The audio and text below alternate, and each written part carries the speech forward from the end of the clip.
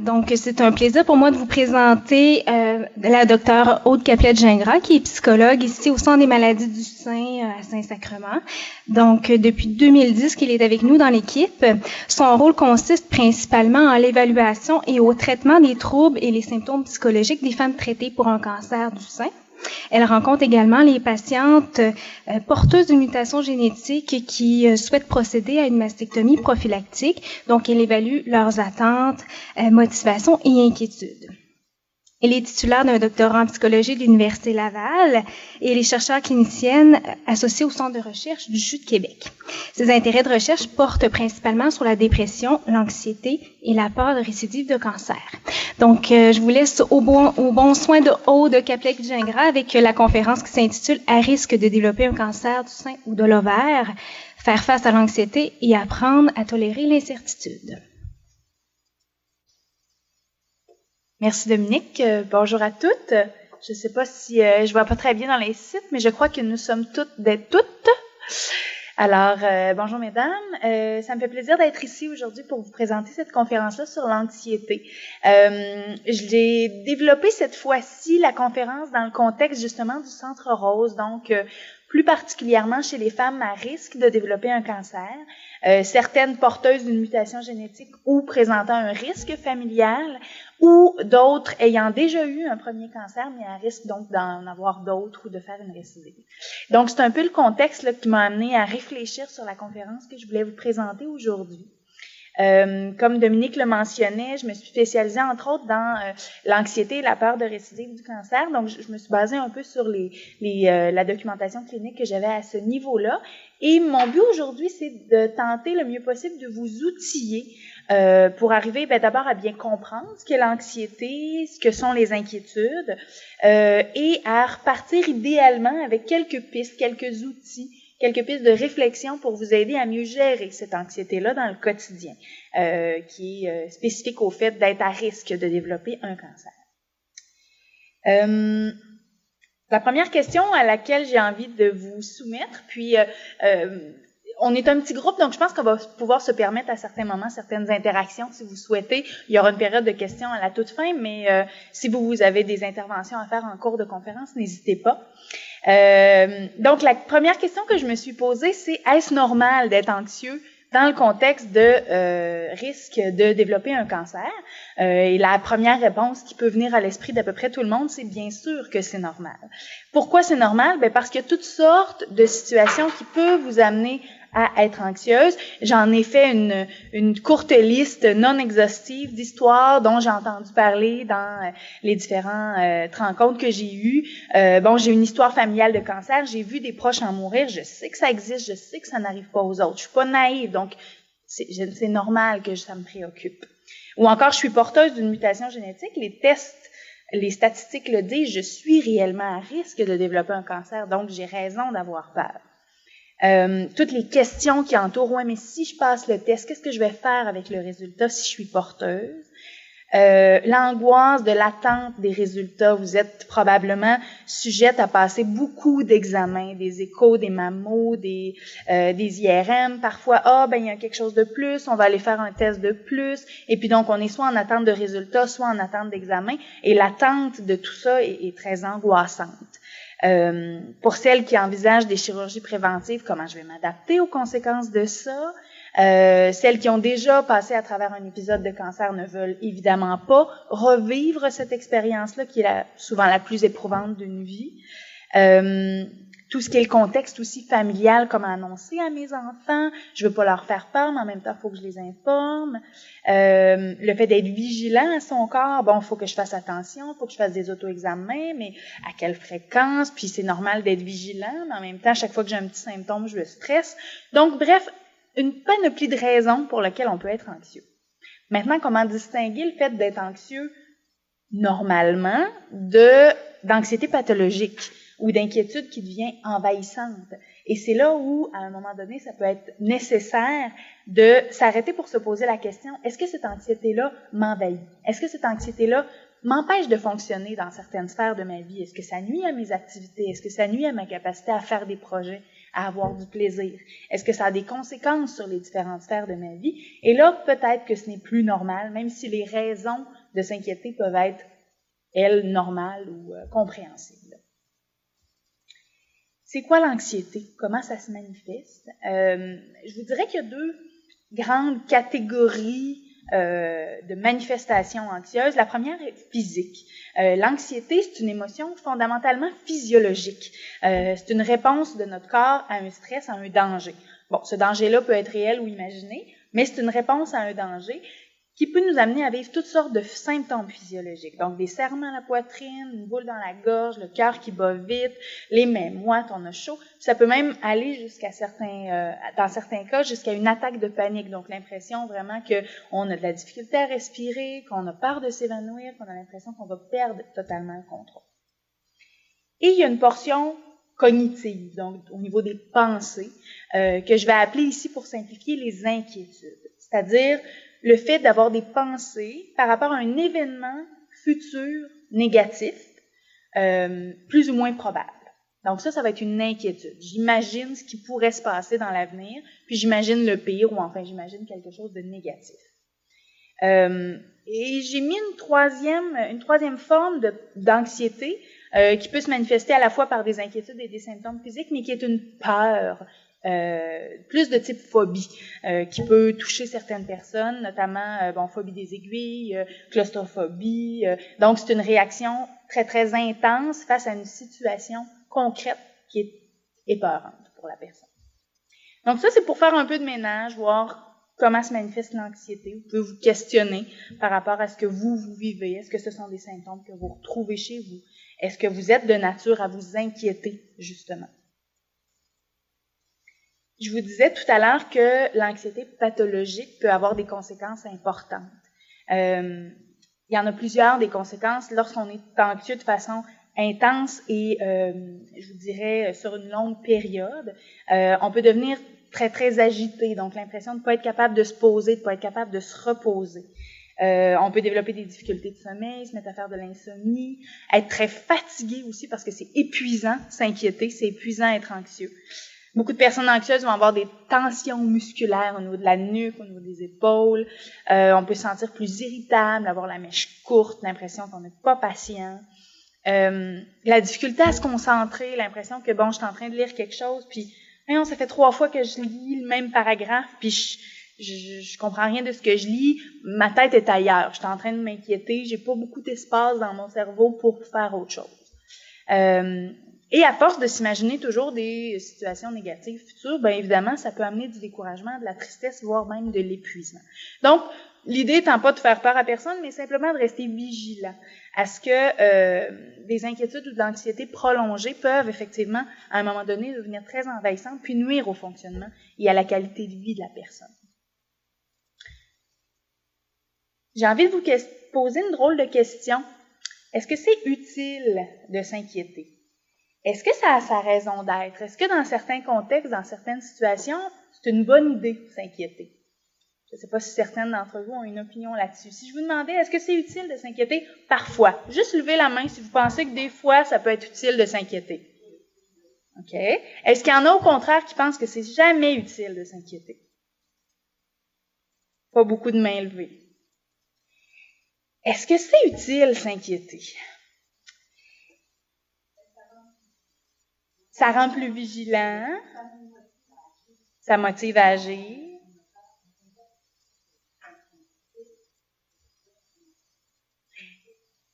Effectivement, il y a plusieurs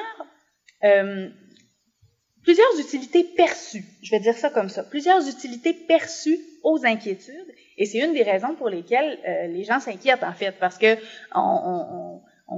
on perçoit une certaine utilité à s'inquiéter. Et j'en ai nommé quelques-unes ici, j'en ai identifié. Effectivement, trouver des solutions à des problèmes ou se motiver, c'est quelque chose que vous nommiez. Donc, si je m'inquiète, ça va m'aider à résoudre des problèmes, à trouver des solutions. Dans les faits, on a assez facilement démontré que plus on est anxieux, moins on est bon pour résoudre des problèmes.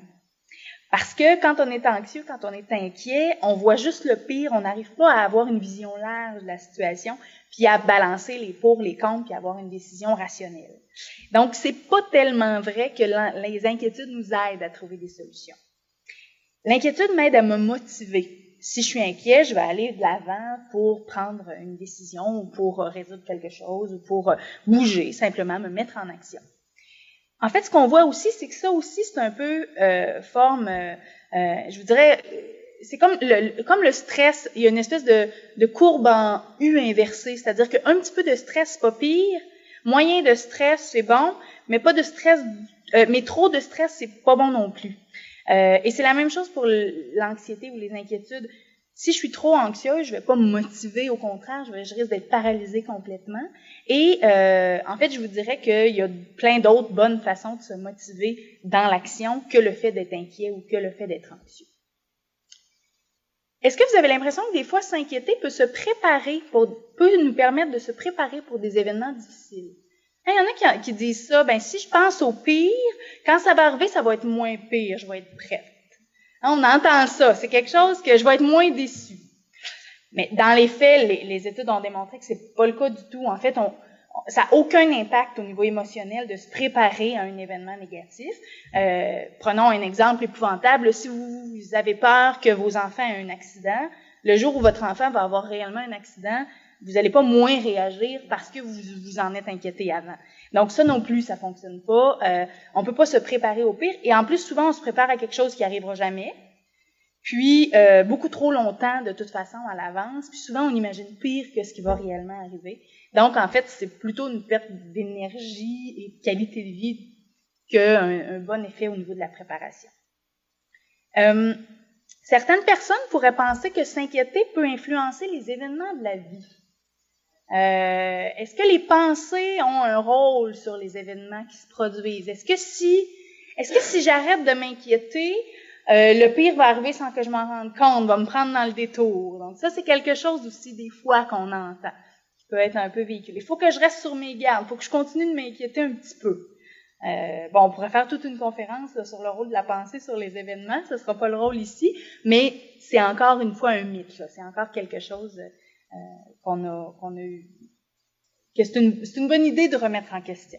Puis finalement, il y en a qui vont dire, c'est normal que je m'inquiète pour mes proches parce que je les aime. Si je m'inquiète pour mes enfants, je m'inquiète pour mon conjoint. Alors qu'au fond, on a plein d'autres bonnes façons de démontrer l'amour à nos proches là, que de s'inquiéter pour eux. Imaginez toujours le pire pour eux. Souvent, c'est plus tannant qu'aimant là, de leur perspective. Donc, tout ça étant pour dire que les gens qui s'inquiètent beaucoup ont tendance à surévaluer l'utilité de s'inquiéter. Donc, c'est important d'être vigilant à ses propres croyances par rapport à ça. Parce que si je suis convaincue que c'est utile, ça va être difficile ensuite de moins m'inquiéter. Donc, c'est vraiment le point de départ d'essayer de dire, est-ce que je suis capable de prendre un recul par rapport à ces croyances-là? Est-ce que je suis capable de les détricoter un petit peu puis de voir que finalement, il y a peut-être une autre façon de voir les choses? Si j'en arrive à la conclusion que l'inquiétude est inutile, voire même nuisible dans certains cas, il n'y a donc pas de danger à moins s'inquiéter, c'est un bon départ pour modifier certaines façons de voir les choses. Je vais aborder maintenant un concept, je vous dirais, essentiel.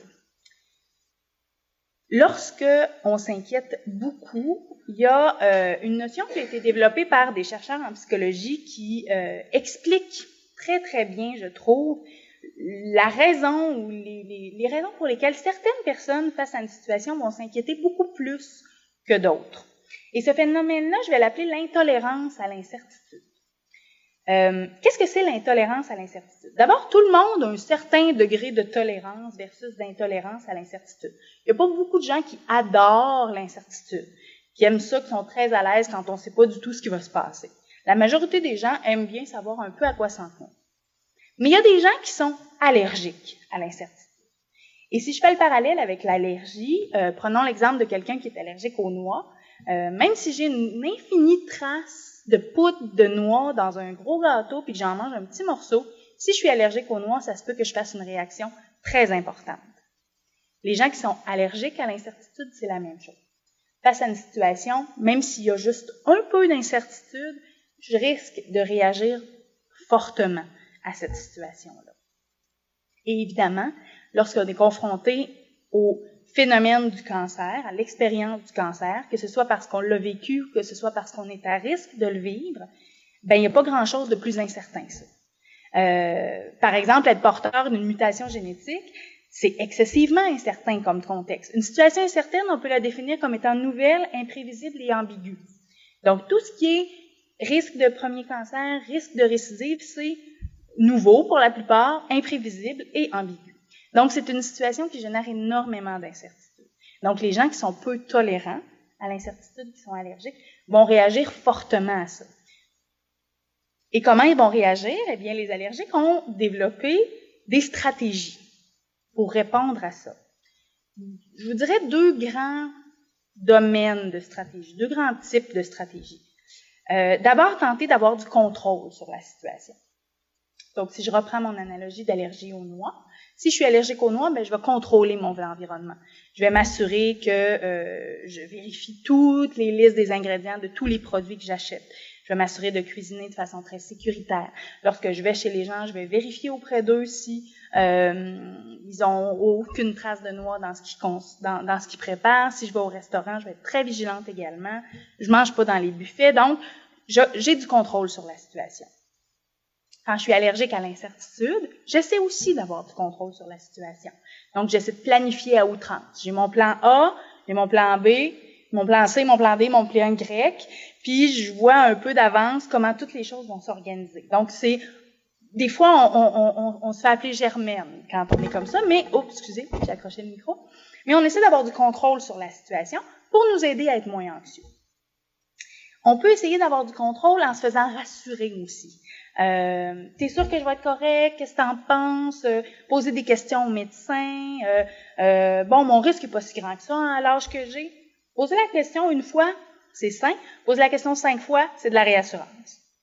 Se rassurer soi-même. Ben non, tout va bien aller, n'inquiète-toi pas. Donc, une façon de contrôler un peu la situation, je me rassure ou je me fais rassurer. Et une autre façon d'avoir du contrôle, c'est de résoudre des problèmes. Ça a l'air simple. Résoudre des problèmes, c'est une bonne idée, c'est normal. Quand je m'attaque à des problèmes réels, c'est parfait. Quand je m'attaque à des problèmes qui n'existent pas encore, c'est plus problématique. Et les gens qui s'inquiètent beaucoup font ça. Ils s'inquiètent, ils s'imaginent ce qui pourrait arriver, puis ils essaient de résoudre le problème qui n'est pas encore arrivé. Donc, je ne sais pas si vous vous reconnaissez dans ça, mais quand on essaie de faire ça, c'est rare qu'on va avoir du succès, parce qu'on ne peut pas évaluer le résultat, le problème n'existe pas. L'autre type de stratégie que les allergiques à l'incertitude vont utiliser, c'est de faire de l'évitement. Donc, nos allergiques aux noix, ils peuvent à un moment donné se dire, je ne vais plus au resto, je ne vais plus manger chez des amis ou j'amène mon lunch. J'évite toute possibilité. Si on est allergique à l'incertitude, on va essayer d'éviter de penser à ce qui nous rend anxieux. Donc, j'évite d'y penser, j'évite les conversations qui m'y font penser, j'évite les situations qui m'y font penser. Ça me permet d'avoir du contrôle sur mon niveau d'anxiété. Ça me permet de mieux vivre avec ça. Qu'est-ce que vous pensez que ces deux stratégies-là, essayer d'avoir du contrôle sur la situation, puis éviter les situations qui nous rendent anxieux. Pensez-vous que c'est efficace? Que ça fonctionne? À court terme, c'est excessivement efficace. À court terme, si j'évite les situations, si j'arrive à avoir du contrôle, c'est bon. Le problème, c'est que ce que je suis en train d'essayer de faire quand je fais ça, c'est que j'essaie d'éliminer l'incertitude de la situation. Donc, on se disait tout à l'heure, on est intolérant à l'incertitude. J'essaie d'éliminer l'incertitude. Donc, en planifiant, en organisant, en évitant, je tente d'éliminer l'incertitude. Est-ce qu'éliminer l'incertitude, c'est possible? Absolument pas. Et c'est là que le bas blesse, c'est que oui, c'est efficace à court terme, mais à long terme, vous avez raison, c'est pas efficace du tout. Parce que je peux pas éliminer l'incertitude, j'y arriverai jamais. Si je peux pas éliminer l'incertitude, est-ce que je peux changer mon objectif? Et c'est ce sur quoi va tenir le reste de la conférence. Plutôt que d'augmenter la certitude de ce qui va arriver, je vais plutôt tenter d'augmenter ma tolérance face aux situations incertaines, face aux situations qui génèrent de l'anxiété. Donc, c'est pas magique. Je réussirai pas aujourd'hui à vous dire comment faire pour plus être anxieux. Je vais plutôt tenter de vous donner différents outils pour essayer de mieux tolérer l'anxiété. Parce que c'est On peut pas faire disparaître la situation anxieuse quand ce qui nous inquiète, c'est une situation qui est incertaine, quand ce qui nous inquiète, c'est un contexte qu'on ne pourra pas savoir tant et aussi longtemps qu'on n'aura pas la réponse de ce qui va se passer finalement. Donc, comment on fait ça pour augmenter la tolérance à l'incertitude? En fait, se le dire, c'est pas suffisant. Il faut se mettre en action. Donc, agir comme si on était tolérant à l'incertitude. Donc, agir comme si on n'avait pas peur. Faire des projets comme quelqu'un qui a tendance à pas s'inquiéter. Faire des projets comme quelqu'un qui n'a pas peur de l'avenir. Parce qu'au fond, qui est certain de son avenir? Exact. Personne n'est certain. Tout à fait. Baser nos décisions sur des facteurs qui sont plutôt rationnels qu'en réponse à l'anxiété. Donc, si j'ai une décision à prendre, au lieu de me dire « ça me rend très, très anxieuse, donc je vais faire ça, ça diminue mon anxiété », non. Je vais m'arrêter puis je vais essayer de réfléchir à cette prise de décision-là, aux arguments rationnels qui vont m'amener à prendre cette décision-là, plutôt que de baser tout sur « mon but, c'est juste diminuer mon anxiété ». Dans le fond, quand on essaie d'apprendre à devenir tolérant, le but, c'est plus diminuer l'anxiété, c'est tolérer la situation. Et ce qui arrive, puis c'est ce que je vais tenter de vous démontrer, c'est qu'à long terme, si on a cette attitude-là, non seulement notre qualité de vie est meilleure parce qu'on arrête de s'empêcher de vivre, puis en plus, au bout du compte, on devient réellement plus tolérant. Les choses nous font un peu moins paniquer, on vit moins d'anxiété face aux situations nouvelles, puis on arrive à mieux fonctionner finalement, malgré une situation incertaine, malgré l'impression de la fameuse épée de Damoclès au-dessus de nous. Je vous disais tout à l'heure qu'une des stratégies qui est souvent utilisée chez les gens anxieux, c'est l'évitement. Et ça, on le retrouve partout, pour toutes les formes d'anxiété. Les gens évitent beaucoup. Et pourquoi les gens évitent? Ben, c'est parce que ça fonctionne, c'est très efficace, l'évitement. Mais comme on se disait tout à l'heure, on va voir que c'est efficace à court terme, mais pas à long terme. Ça peut être quoi de l'évitement? Ça peut être de l'évitement comportemental, donc une action que je vais faire ou que je vais ne pas faire pour éviter une situation qui me rend anxieuse. Dans le contexte qui nous concerne, ça pourrait être éviter toutes les conversations sur le cancer ou le testing génétique. Ça peut être éviter les tests. Bon, il faut que j'appelle pour faire ma mammo, là, mais je vais attendre. Je vais attendre la semaine prochaine. Je vais attendre après ma fête. Je vais attendre après Noël. Je vais attendre. Bon, on repousse. Repousser les examens. Repousser certaines procédures. J'aime autant. Pas tout de suite. Je suis pas prête. Mais c'est pas je suis pas prête parce que j'ai pris la décision. C'est je suis pas prête parce que je veux pas trop en entendre parler. Donc ça va être de l'évitement. Beaucoup d'évitement cognitif aussi, de l'évitement de pensée. J'essaie de chasser les pensées négatives. Oh non, pense pas à ça, aie des pensées positives, tout va bien aller, je me change des idées, je me distrais. Ça peut être bien de changer les idées puis de se distraire, mais si le but c'est de ne pas penser à quelque chose qui nous fait peur, ça devient de l'évitement. J'ai écrit aussi maintenir une inquiétude vague. En fait, les gens qui s'inquiètent sont souvent en train de faire une certaine forme d'évitement. Parce que quand on s'inquiète, là, souvent, on rumine. On a l'espèce de hamster qui tourne, mais il va nulle part. On fait juste brasser des idées un peu négatives, un peu épeurantes, un début de scénario de film d'horreur, mais souvent, on va pas jusqu'à la fin. On n'est pas trop sûr de quoi on a peur. Puis au bout du compte, finalement, ce qu'on réalise, c'est que c'est un peu une forme d'évitement. Parce que quand je fais ça, oui, je pense à ce qui me fait peur, mais si je pose la question, qu'est-ce qui vous fait vraiment peur dans cette situation-là? Ben, des fois, les gens sont pas capables de répondre parce qu'ils disent, sais-tu, j'y ai jamais vraiment pensé tant que ça. J'ai juste peur, je veux juste pas y penser, mais en même temps, j'y pense tout le temps, je m'inquiète. Mais finalement, c'est une certaine forme d'évitement cognitif, dans certains cas. Et finalement, le dernier élément, c'est la vérification et la réassurance. Donc, des gens qui vont faire l'auto-examen des seins très, très souvent, qui vont aller se faire rassurer, rappeler le médecin, un autre professionnel de la santé, se dire que tout va bien, mais tu sais, un tout va bien qui essaye d'être rassurant, mais qu'on ne croit pas vraiment, là. Donc, ça, c'est aussi des formes d'évitement. Parce que, dans le fond, je m'empêche de trop y penser quand je fais tout ça. Comment ça marche, l'évitement? Je vais vous parler d'un exemple qui n'a rien à voir avec notre contexte. Imaginons que j'ai très peur des chiens.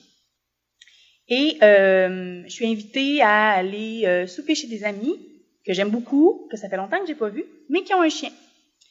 Et j'ai très peur de leur chien. Mais là, je me dis, bon, il faudrait bien que j'y aille, ça fait longtemps que je les ai pas vus, ça serait le fun. Donc, on est attendu pour souper à 6 heures. Il est 3 heures. Qu'est-ce qui arrive avec mon anxiété, vous pensez? Elle monte. Ouais. Le temps passe, il est rendu 4 heures, 4h30, 5 heures. Qu'est-ce qui arrive avec mon anxiété? Dans le piton! Donc, mon anxiété est super élevée. Là, je me dis, ça n'a pas de bon sens, je suis bien trop anxieuse, je suis pas capable. J'appelle mon ami. Oh, sais-tu, finalement, ça marchera pas pour ce soir. J'ai passé une grosse journée, je suis fatiguée, là, je pense qu'on va remettre ça. Ah, ben c'est plate. Ben ok, c'est correct. Qu'est-ce qui va avec mon anxiété? Tout de suite.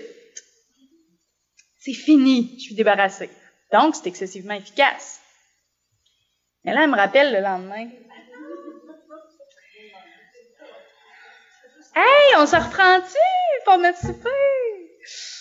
Ouais, ok. Là, je me dis, mon Dieu, j'aurais dû y aller hier, ça serait fait. Alors, il est 3 heures, il est 4 heures, il est 5 heures, mon anxiété monte, je choque à la dernière minute. Oh, c'est-tu plate, le petit file pas? Même chose. Mon anxiété va monter très, très haute jusqu'au moment où j'évite. Dès que j'évite, mon anxiété redescend. Et si je continue de faire ça, je vais faire ça ad vitam aeternam. Il n'y a jamais un moment où mon évitement va faire en sorte que j'aurai plus peur. Puis si vous observez mes courbes, c'est pas pour rien, elles montent. Pourquoi elles montent? Ben, il y a un certain maximum, là, mais globalement, il y a quelque chose de ce phénomène-là qui se produit parce que chaque fois que j'évite, je viens confirmer que je n'étais pas capable d'y aller. Parce que je suis pas allée, puis mon anxiété a descendu, donc ça a marché. Je viens confirmer que c'est efficace. Puis ma peur augmente de fois en fois parce que ça fait de plus en plus longtemps que j'ai pas affronté ma peur. Ça fait de plus en plus longtemps que je me convainc que je suis pas capable.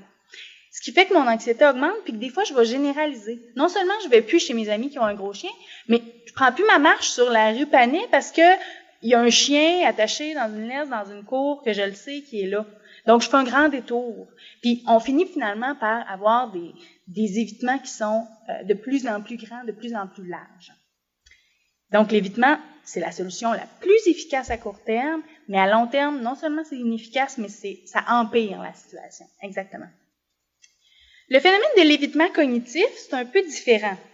En fait, c'est pas mieux, c'est même moins bon parce que c'est pas aussi efficace. Imaginons que finalement, je finis par dire oui à mon ami, puis je vais souper. Là, je suis anxieuse dans le piton. Mais là, je me dis, ben, j'y penserai pas trop. Fait que j'arrive, puis là, ben, le chien est dans le sous-sol, je suis chanceuse. Fait que je me dis, OK, je pense pas, c'est correct. Fait que mon anxiété, elle monte, mais elle redescend un petit peu. Puis là, vous voyez, ça va faire des vagues parce que là, j'entends le chien japper. Fait que là, ça me stresse. Mais là, je m'en vais à la salle de bain, là, mon anxiété diminue.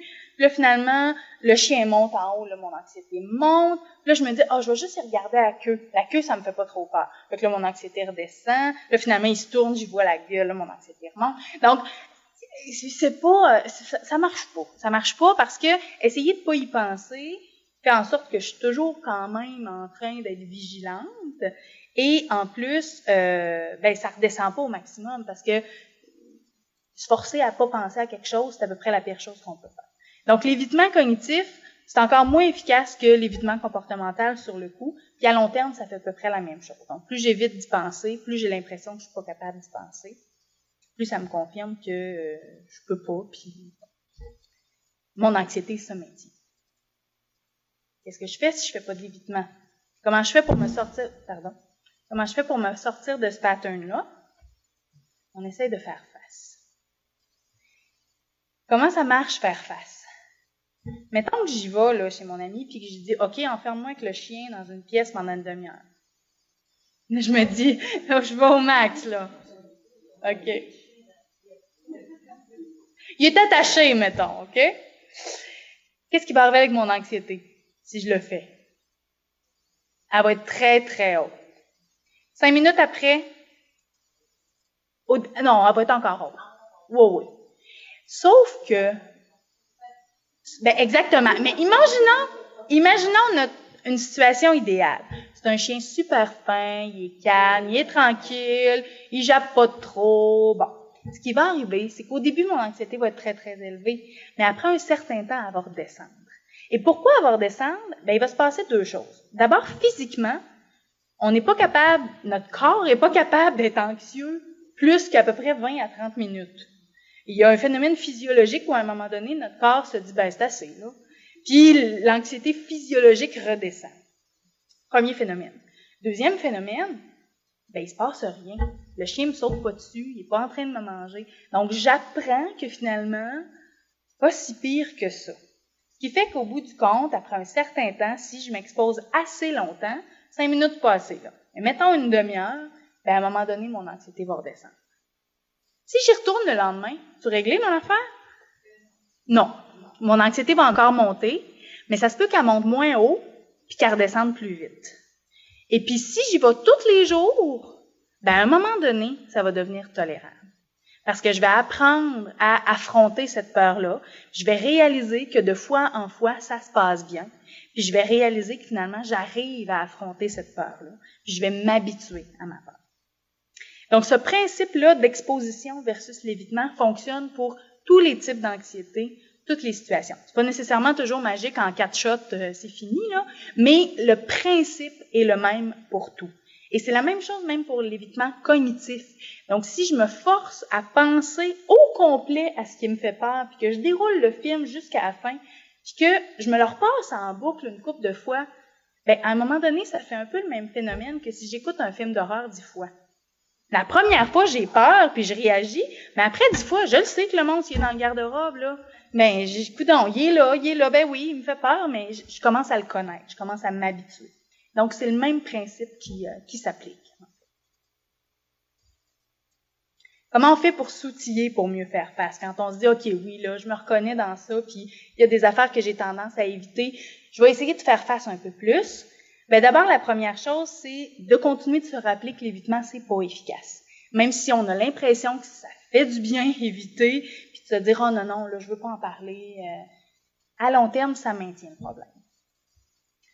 Se rappeler aussi que l'anxiété, c'est une émotion désagréable, mais c'est pas dangereux. Quand je suis anxieux, quand je suis pas bien, c'est un phénomène qui est normal, qui est hyper désagréable, mais qui ne va pas avoir de conséquences dramatiques si je suis dans un processus pour traiter cette anxiété-là, pour m'aider dans cette anxiété-là.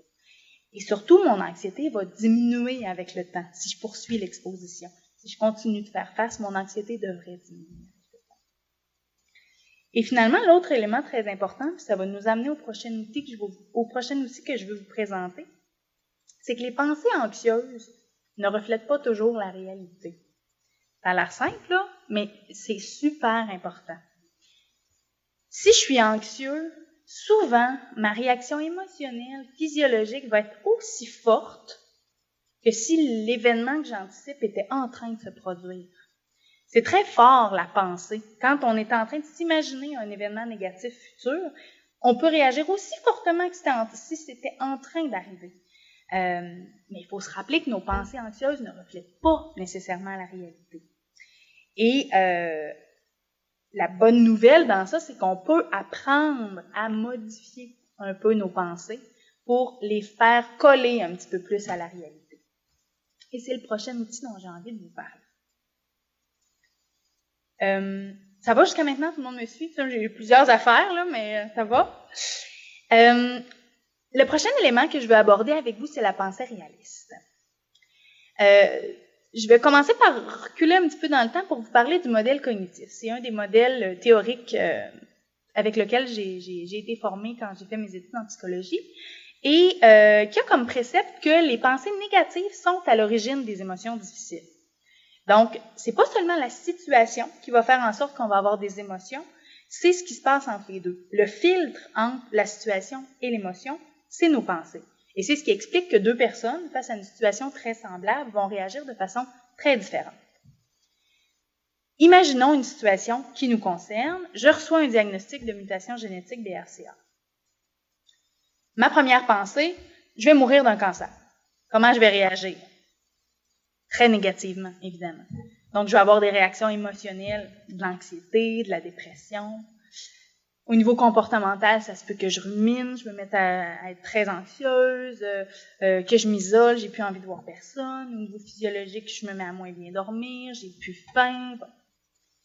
Mais toutes ces émotions-là, toutes ces réactions-là sont beaucoup plus collées à « je vais mourir d'un cancer » qu'à « je reçois un diagnostic de mutation génétique ». Parce que j'aurais pu réagir un peu différemment. Si je veux pas une pensée négative, est-ce que je vise une pensée positive? C'est très à la mode, la pensée positive. Quel est le problème avec la pensée positive, d'après vous? Pourquoi je pense qu'il y a un problème? Moi, j'arrive ici, là, puis je vous dis, non, pensée positive, c'est pas mon choix. C'est un peu magique.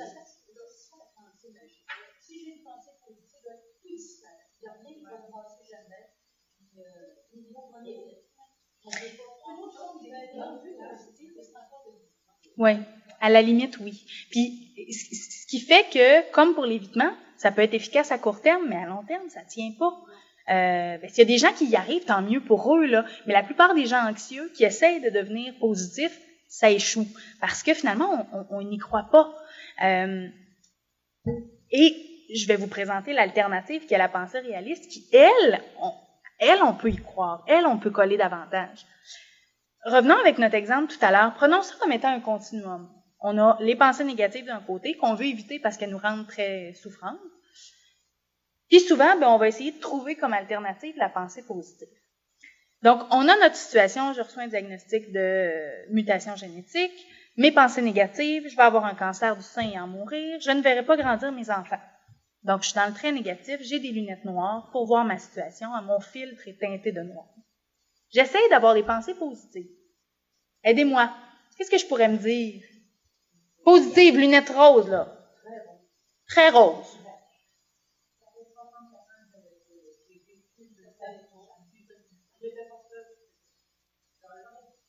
Je ne l'aurai pas plus. Je ne l'aurai pas. Ouais.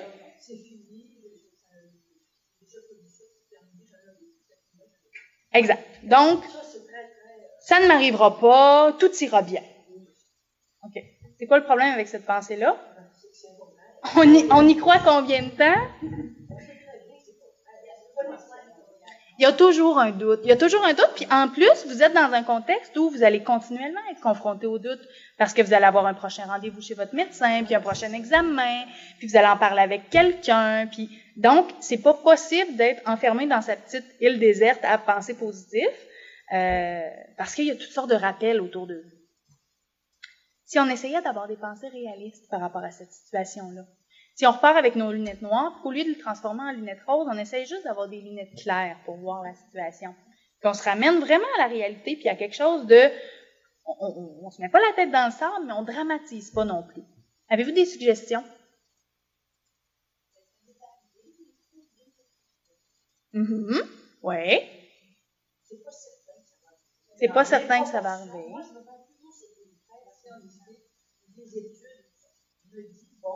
Les faits sont que les chances d'en avoir un deuxième sont moins importantes que des choses. Oui, donc, tout à fait. Oui, tout à fait. Donc, c'est pas parce que... Oui, tout à fait. Je vais en mourir. On est-tu capable de dédramatiser ça un petit peu? Tout le monde meurt.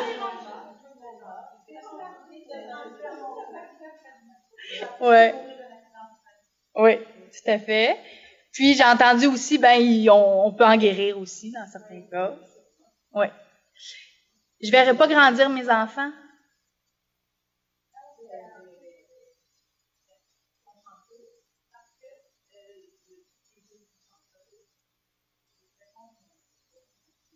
Mettons. Oui. Ben, vous êtes bonne. Vous voyez, j'en ai identifié quelques-unes. Bon, je suis à risque de développer un cancer, mais pas à 100%. C'est pas sûr. Et ça pourrait arriver dans plusieurs années. Donc, mon idée de je verrai pas grandir mes enfants, s'ils ont 15 ans aujourd'hui puis que ça arrive dans 10 ans, la réalité est différente. Je je serai suivie de très près. Donc, même si j'ai un diagnostic de cancer, ben, peut-être qu'il va être dépisté tôt, puis qu'on va pouvoir le traiter rapidement, puis j'ai plus de chances de m'en sortir. Puis bon, dans certains cas, si je crains trop la maladie et que ça m'envahit trop, ben peut-être que je peux penser à une intervention préventive qui réduirait encore plus mes risques. Puis vous en avez nommé plein d'autres là, qui sont bonnes aussi. Mm-hmm. On connaît mieux la maladie, etc. Donc, supposons que j'ai une récidive dans 10 ans, dans 10 ans, probablement que ce qui est aujourd'hui plus difficile à traiter, ce sera peut-être plus simple. Tout à fait. Oui. C'est vrai. C'est pas ça compte. Non, tout à fait. Tout à fait, parce qu'il y a 10 ans, la réalité était complètement différente. Oui. Oui, absolument. Oui. Tout à fait. Donc, vous avez de bonnes idées de pensée réaliste. Et la pensée réaliste, ben, l'avantage sur la pensée positive, bon, oui, c'est un petit peu moins chic, là, parce que j'en conclus quand même que ça se peut que j'aie un cancer, mais j'y crois plus, ça colle plus, puis ça me sort de mes pensées négatives très dramatiques. Bon, d'autres stratégies pour gérer l'anxiété, là, un peu en rafale, pour se donner d'autres idées. Je vous parlais tout à l'heure de la résolution de problèmes. Je vous disais que quand on est très anxieux, on n'est pas toujours excellent pour répondre à un problème, pour trouver des solutions. Quand on est face à un problème réel, on peut vraiment s'asseoir puis s'arrêter pour faire une stratégie de résolution de problème. Puis je vous en propose une ici en 5 étapes. D'abord, c'est important d'être capable de bien définir le problème. Parce que des fois, on se lance à trouver des solutions, mais on n'est pas sûr finalement exactement c'est quoi le problème. Donc, on essaie de le définir de façon spécifique, objective, donc dénuée d'émotions. On essaie vraiment là, de le définir comme si je l'expliquais à quelqu'un qui ne connaît pas du tout la situation, puis qu'on obligeait à enlever toute analyse émotive, toute interprétation. Donc, première étape, je définis mon problème le plus objectivement possible. Ensuite, j'identifie des solutions alternatives. Et là, c'est la période de la tempête d'idées ou du brainstorming. Le problème quand on identifie des solutions, c'est que souvent, on s'arrête à 2. Dans une bonne stratégie de résolution de problème, là, la quantité vaut mieux que la qualité pour commencer. Donc, on met des idées par écrit sans arrêt. Là. On peut en trouver une dizaine, même des farfelus, même qui n'ont pas de bon sens. Je vous donne un exemple qui n'a pas rapport avec notre situation, là, mais imaginons, je sais pas moi, j'ai un problème au travail, puis j'ai trop de travail, mais je veux pas en parler, j'ai peur d'en parler à mon patron parce que j'ai peur qu'il me licencie. Bon, mettons. Mais parmi les solutions, je peux dire, lâcher ma job, me partir une compagnie privée, mais je peux aussi mettre dans mon évaluation farfelue de la situation, tuer mon patron. L'idée, c'est pas de trouver, absolument, mais c'est juste que, à force de mettre différentes pistes de solutions, puis d'en inclure des farfelus, parfois, il y en a une farfelue qui va m'amener à une autre chose, puis celle-là commence à avoir du bon sens, puis dans le fond, peut-être que, donc, de pas trop se restreindre au départ, d'y aller vraiment très, très large. En plus, ça ajoute une touche d'humour quand on se met à avoir toutes sortes de solutions farfelues, des fois, ça fait du bien, puis ensuite, on se ramène. Donc, une fois qu'on a fait notre tempête d'idées, on en choisit 2, 3 qui ont du bon sens et qui sont légales. Puis, idéalement. Et là, avec les 2, 3 qui nous restent, on essaie d'évaluer les avantages et les inconvénients de chacune de ces solutions-là. Puis, on peut les pondérer. Donc, prendre le temps vraiment de dire, OK, cet avantage-là, puis il y a cet inconvénient-là, mais ils valent-tu la même chose? Parce que des fois, il y a des avantages ou des inconvénients qui valent beaucoup plus de points, je vous dirais, dans votre prise décisionnelle. Donc, vous pouvez vous amuser à les pondérer, 1+, 2+, 3+, pour être capable ensuite d'avoir une belle balance d'arguments de plus et de moins pour chacune des solutions. Puis ensuite, basé à la fois sur notre analyse rationnelle, puis un petit peu sur notre feeling, parce qu'au bout du compte, on ne sait pas si ça va être quoi la meilleure solution. On essaye d'identifier la solution qui nous semble la meilleure sans viser la solution parfaite. Parce que ça, c'est une autre erreur que les gens qui s'inquiètent beaucoup ont tendance à faire, c'est viser la solution parfaite, puis en bas de parfait, je ne prends pas de décision. Mais ça se peut pas, parce que si j'ai un problème et que j'ai une décision à prendre, il va nécessairement y avoir des inconvénients à toutes les solutions que je vais identifier. S'il y avait une solution parfaite, ça ne serait pas un problème, je le saurais, puis j'irais vers là. Donc, toutes les solutions vont venir avec un certain nombre d'inconvénients auxquels je vais devoir m'adapter, que je vais devoir assumer finalement, assumer qu'il va y avoir une certaine quantité d'inconvénients. Et là, j'établis un plan d'action, de quelle façon est-ce que je vais réussir à mettre cette solution-là en application, puis j'évalue les résultats, puis ça se peut que je me sois trompée, puis c'est pas la fin du monde. Donc, parce qu'au bout du compte, de toute façon, on ne sait pas ce que ça aurait donné si on aurait pris l'autre décision, puis on ne sait pas si vraiment c'était la moins bonne, parce qu'il y en a des inconvénients à assumer. Est-ce que les inconvénients de l'autre décision auraient été moins pires ou pires? Ben, on ne le sait pas, parce que c'est pas ça qu'on a fait. Donc, quand on choisit, on met de côté une autre option que des fois, on n'aura jamais la possibilité d'évaluer finalement. Et c'est important de s'en rendre compte quand on prend une décision comme ça. La relaxation. C'est de base, mais beaucoup de personnes vont avoir avantage à l'intégrer dans leur quotidien. Il y a toutes sortes de formes de relaxation. Il y en a qui disent « Ah, j'ai déjà essayé, moi j'aime pas ça ». Magasiner la relaxation.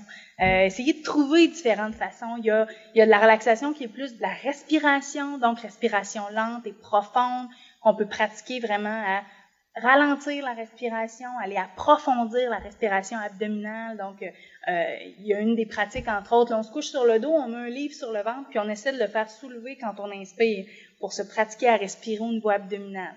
Ça peut être une des techniques. Il y a une technique de relaxation qui a été vraiment prouvée efficace chez les personnes anxieuses, c'est la relaxation musculaire progressive. Donc, si vous regardez sur Internet, vous pouvez sûrement trouver là, un CD de ça. C'est une relaxation qui se base en fait sur la contraction et la relaxation des groupes musculaires. Donc, les gens qui sont très tendus peuvent aller rechercher vraiment une détente physiologique. Puis en plus, c'est pas trop grano, c'est pas trop zen, là. Fait que les gens qui trippent pas sur la relaxation, des fois, vont être accrochés par celle-là. Il y a une relaxation plus typique là, en imagerie, s'imaginer en forêt ou sur le bord d'un lac. Puis là, on met en action tous nos sens. Qu'est-ce que je vois, qu'est-ce que ça sent, qu'est-ce que j'entends. Donc, on met tous nos sens en action, puis ça peut bien fonctionner. Ou toute autre technique qui vous convienne, là, puis qui vous relaxe. Puis moi, souvent, ce que je dis avec la relaxation, c'est... L'idée, c'est pas de relaxer pendant 2 heures, une fois semaine. C'est comme 10-15 minutes tous les jours, c'est plus efficace. Ça permet des fois de se ramener. Puis quand on devient très habile, des fois, juste 2 minutes de relaxation lente, là, ça peut changer le courant de votre journée. Quand vous êtes en train de réaliser là, que vous êtes en train de vous agiter, que vous êtes plus bien, que ça commence à spinner, là, si vous me permettez l'expression, mais de s'arrêter 2 minutes, respirer tranquillement, des fois, on reprend nos esprits, puis on est capable de repartir notre journée. Donc, c'est pas nécessairement banal, ça peut vraiment faire. Puis, j'ai mis aussi différentes stratégies, plus d'habitudes de vie. C'est important quand on réalise qu'on est anxieux d'essayer de voir si on a un beau ménage dans notre vie. Est-ce qu'on fait de l'exercice? Est-ce qu'on s'alimente bien? Est-ce qu'on a une bonne hygiène de sommeil? Est-ce qu'on s'accorde des plaisirs dans la vie? Est-ce qu'on a du temps pour soi? Est-ce qu'on fait des activités agréables avec nos proches ou toute seule pour soi-même? Et je termine en indiquant aller chercher de l'aide aux besoins. Donc, évidemment, si vous réalisez à un moment donné que vous sentez que ça dérape un petit peu, que c'est plus envahissant, que c'est plus difficile pour vous de gérer ce qui vous arrive, ce qui se passe, l'incertitude qui est inhérente à votre réalité, vous n'hésitez pas à aller chercher de l'aide. On est chanceux dans notre clinique, on a beaucoup de ressources pour vous soutenir, pour vous aider. Donc, vous n'hésitez pas si c'est quelque chose dont vous sentez le besoin. Puis, dernier petit clin d'œil, en fait, je fais une plug. J'ai pas de part dans cet ouvrage, ne vous inquiétez pas. Mais c'est un livre que j'aime beaucoup recommander parce qu'il s'écrit beaucoup de choses sur le cancer. Ouais, c'est ça. Il y a beaucoup de choses qui se veulent aidantes, mais qui finalement finissent souvent par être culpabilisantes. Ou qui nous incitent un peu à la pensée magique, ou qui nous disent de boire 8 litres de chou de Bruxelles par jour. Je vous propose autre chose. En fait, c'est un livre qui a été écrit par José Savard, qui est psychologue, qui est professeur-chercheur à l'Université Laval, qui travaille à l'Hôtel-Dieu de Québec, qui est dans le domaine de l'oncologie depuis plus de 20 ans, et qui a écrit un livre, je me souviens plus, ça fait quelques années, qui s'appelle « Faire face au cancer avec la pensée réaliste ». Et donc, vous allez retrouver dans ce livre-là à peu près tout ce dont j'ai parlé aujourd'hui. On a vraiment la même façon de réfléchir à tout ça. Et je trouve ça rafraîchissant comme genre d'ouvrage versus ce qui existe, ce qui veut pas dire que tout est pas bon puis que on peut combiner là, mais c'est une autre façon de voir les choses qui est aussi très intéressante. Puis c'est un livre avec des modules, donc il y a un module sur la dépression, un module sur l'anxiété, un module sur la peur de la récidive, un module sur la culpabilité, puis ça s'adresse aux personnes qui sont atteintes de cancer, mais ça peut être utile pour n'importe qui, en fait, parce que les principes sont les mêmes. Puis oui, les exemples sont tirés de l'expérience du cancer, mais puis c'est pas quelque chose que vous êtes obligé de lire d'un couvert à l'autre. Là, des fois, on va juste sélectionner le chapitre sur l'insomnie ou le chapitre, puis bon, finalement, ça peut être très utile. Donc, juste une petite idée de lecture pour terminer.